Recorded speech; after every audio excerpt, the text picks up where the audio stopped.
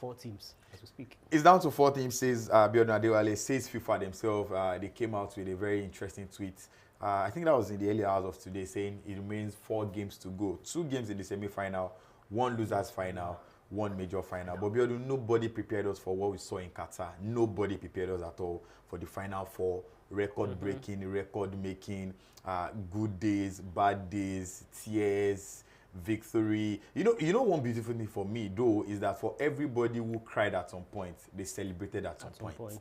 And the good thing again is that for the records that we've set and we've seen up to this moment, until the final, we will still be having records, because regardless of whatever happens, any of the 4 teams that goes on to win the World Cup will be making an historical statement with the World Cup. Yeah. Is it France? Yeah, They are going to be winning the back-to-back. for the first time in 60 years. Argentina and Messi will be making history. Croatia will be winning their first World Cup, and Morocco will be winning the first for Africa. And those in Asia and Middle East can even and the Arab little world bit part too. of that as that well. has been controversial. But quickly, let's take a little bit of what happened at the quarterfinals. The quarterfinals, Cristiano Ronaldo bowing out in tears. I don't really think anybody saw that coming. Nobody would have, but of course, as a player at that level, everything will not be perfect. Roger Federer at some point in tennis this year called it quits in the world of tennis, but he lost in his last tennis game. So for any top player, that will not be the script you will want for the final game of your career. And it's the World Cup for Cristiano Ronaldo. He will definitely want to. 41 in 2026. So definitely he won't be playing any part in that one. So think so. He would have wanted to bow out with the medal, the medal and the trophy, but everything will not be perfect. And after that game, he came out with a statement. The only thing that was missing was I'm gone. He didn't mention if he was retiring yet. But it looked like a retirement speech. Looked like a retirement speech, but it was not direct. Because we had everybody, the who is who and the who are you in the world of football coming under his Instagram post to comment, to wish him well. Emmanuel Adebayor, even LeBron James, everybody that mattered in the world of sport and the world of football. Even Kylian Mbappe gave him the GOAT emoji that made people thinking, what is Kylian saying? What about Messi? He had to come out again. Lionel Messi is still very much in the tournament. Let's talk about their game with Netherlands in the quarterfinals. Looked like they were home and dry, especially after Messi scored the penalty in the 73rd minute, I guess. But with the very last kick of the game in the 11 plus 90. Now, let's talk about that technique of the free kick. I didn't see that coming. I thought it was going to...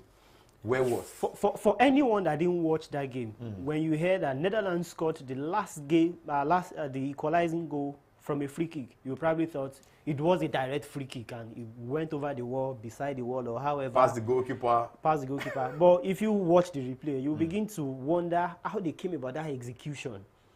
Pass it. Well planned. Another one just coming and before you know it, into the back of the net. And it's the latest goal in the history of the World Cup when you are going into extra time, in regulation time, not even extra time this time around. I know anybody can lose out when it comes to penalties, but what was that from VVD and the Dutch team? What was that? I was hoping you were going to say, what was that with your own team? And I was going to say, how can Virgil van Dijk, captain, step forward, first penalty, and it was that. But not, it was in that form. It was not down to him too. Subsequent penalties were also missed. You have to give it to Emiliano Martinez. No doubt about that. This guy has put his life, in his gloves, in his body on the line for Argentina at different tournaments. At the last Copa America, we saw him. He was the savior. He wants to do the same thing at this World Cup. And you could see Lionel Messi running over you are the man of the day. When everybody was going, running towards Lautaro Martinez. Lautaro Martinez, who played the last penalty kick for. But you saw Emiliano Martinez and Messi jubilating on the other side. So it shows how much Emiliano Martinez did and how less Netherlands player paid attention to the quality of their penalty kicks. Quickly now to the France versus England game. It's not coming home. It's not coming home. For the up-10th time, it's not coming home. And the English people were really, really angry. The good thing, though, was that they put a lot of zeal and grit into their performance. But it's football. It's like biscuits. It didn't crack in their favor. But that game, I think England deserved better. What do you think? Of course, they did. Thankfully, it's not a black player who has to pay the price of England missing out of the World Cup this time around. And we saw Harry Kane blasting the penalty just Blasting it over above the bar, and it was the second of the game. At some point, when Mason Mount won that penalty, I thought England should put forward another penalty taker. But if that player had missed, they will say the captain was on the pitch, he scored the first one. Why didn't you allow him take it? He's irregular. Well, I'm not a coach practically, but I will have put forward another penalty taker, because when you take two in a game, under considering pressure, that the goalkeeper is even his club mate. He's even his teammate at club level. So when you take two under pressure in a game, things begin to run at your head. Should I play it in the same spot? Should I change direction? Exactly. And all of that. Kane just wanted to go for power, but there was no accuracy on it. You can't blame him. Finally, they are out. All the boys have owned up to it, and they will try again next time. Gareth Southgate, their manager, it's been contemplated before now that this might be his last major tournament. And under him, truly, England have been very exciting to watch at major competitions. If we are being honest. So at the last World Cup, they got to the semi-finals. At the last Euro, they got to the final and lost on penalties. On fine margins. And this time around, they could have done more. But it's a little bit lower than what he has done. Maybe the next tournament will be theirs. Then, in 2024 Euros. Then who comes in, and how will they be able to keep those boys? I think it's best, even though he's thinking of stepping down, but I think it's best for him to stay. Now, talking about stepping down, the World Cup has ended the career of some managers. Tite of Brazil. Luis Enrique. He didn't see that coming. He didn't see that coming because he was just dancing about just before the quarterfinals, and he's dancing out of Qatar. Luis Enrique of Spain took a lot of young boys to the World Cup, kept some elderly people and experienced heads, felt I didn't. They pulled a Guardiola in Barcelona up in the Spanish team, but it looked like he kicked himself out at the end of the day. And some managers definitely will go. And let's talk about this. Of course, it's normal that after such tournaments, people leave.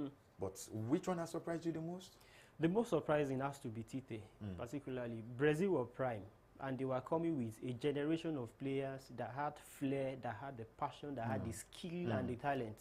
Everything combined. They were only edged by depth, and you have to give it to Dalic, Croatia's coach. He knew what he had to do at that moment. How do you trail to Brazil in the extra time of a game, and come back and win on penalties? Wow. So he needed to go back to his bench, and that was what he did. So Tite, for me, perhaps glorified. You know, Brazilian coaches, except you mentioned Scolari in 2002. Maybe Dunga, but Brazilian coaches are not as glorified as the youngest player in their squad as well. So just that one for me, I think has watered down what Brazil have been up to. All right, quick one, Biodun, this semi-final preview. These four teams, do you think before the tournament began, they would see themselves where they are now? When we were predicting on the first episode of this show, we talked about France potentially being the defending champions trying to go all the way, except they were going to be affected by the defending champions course, which apparently has nothing on them. So far. The only team I probably did not see getting up to this stage is Croatia.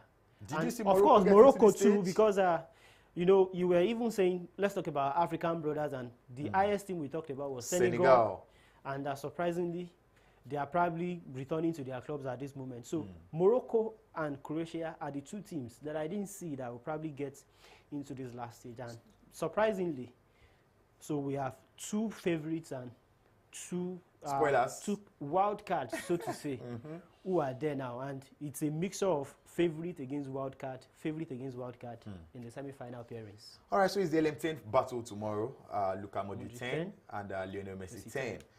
What do you think will come out of that game? Do you think Argentina has enough, will do enough to put Croatia out of the way? With Croatia knowing that they got the silver the last time, and the least they can do now is try to fight for that same silver. You know, if you are talking about fine margins, this competition, these are the two teams that have had it. Argentina, at some point in the group stage, it was looking impossible for them. But when they needed something extra on the ordinary, they had it. It came. Croatia, at some point, they struggled through the group stage at some point. Japan was almost going to knock them out in the round of 16. Almost. And when they needed something on the something extra on the ordinary too, they had it. So both of them, they are like grinders for me, grinding result at every possible. So it's like two metals now, and they are like coming together against one another. The tactics are almost going to be the same. The approach is almost going to be the same. The only thing that I don't see is how the game will go back to the bench. And if it's going back to the bench, Dalic has proven to do it time against Brazil and against Japan. So it's going to be edgy.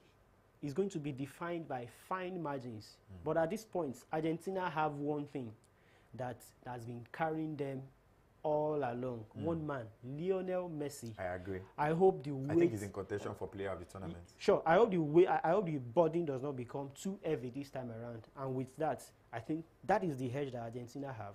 But on the other hand, Croatia, the power, the will that they had in 2018 is still Looks what like is it's pushing back. them. All right, the second semi-final game, France-Morocco. Morocco has not considered in this tournament. The only goal they considered was an own goal. They have not considered in this tournament. And like we were analyzing those before we came on air, they've scored just 4 goals. 4 goals. 4 goals has taken them to the semi-final. In fact, they will play 2 extra games. Because win or lose, there's a loser's final. Sure. But if they win, they make another record that has never happened. In fact, win or lose, they are making another record for Africa. Because they are going to be playing a game that will give them a medal in both games. Sure. And they're coming up against France. Difficult. Difficult. Defending champions France. So it's only natural to think at this point that France, having not been affected by the defending champions scores, can dream of winning the World Cup back to back. It's the first time that it is going to happen in about 60 years or thereabouts.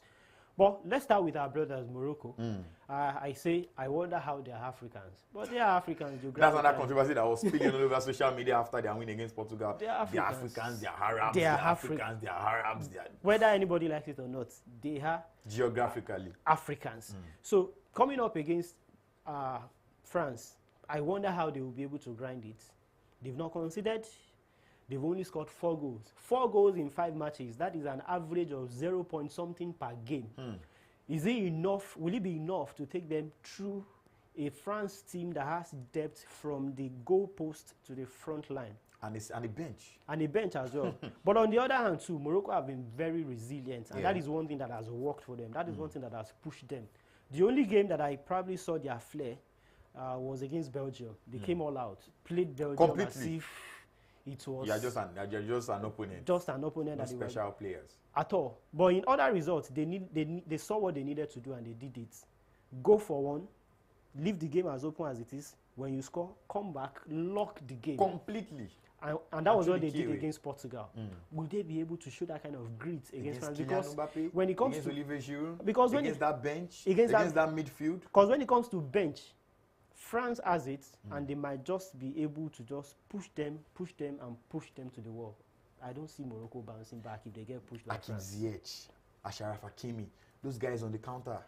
El Nesri. And one beautiful thing about Morocco is that they've not relied on 1, 2, 3, 4 players. No play. Everybody. It's been a bunch. Yeah, it's him. And if you look at the bunch of outfield players too, you now look at the man between the sticks, Bono, who has been fantastic in open play if he gets into and penalties. even fantastic in penalties. So I think Morocco has everything to go shoulder to shoulder.